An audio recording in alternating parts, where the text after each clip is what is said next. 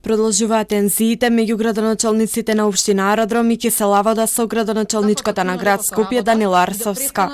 Инспекторатот за животна средина денеска изрече парична казна за градоначалникот на општина Аеродром Тимчо Муцунски во висина од 88.000 евра.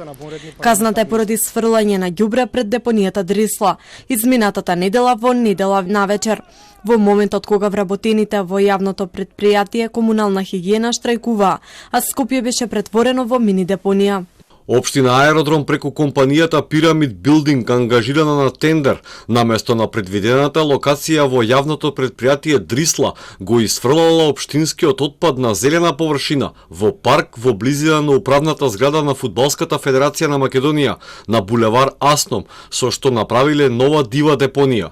Рокот за подмирување на казната е 8 дена од денот на изрекувањето, во спротивно, истата присилно ќе се наплати. Од општина Аеродром остро реагираа за одлуката за казна.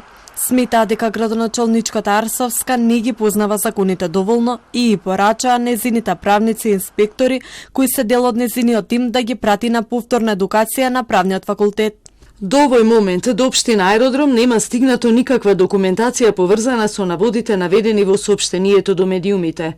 По евентуалното добивање на документацијата поврзана со санкцијата, фактот дека таа е целосно неточна, ќе го докажеме во соодветна законска постапка пред надлежните институции.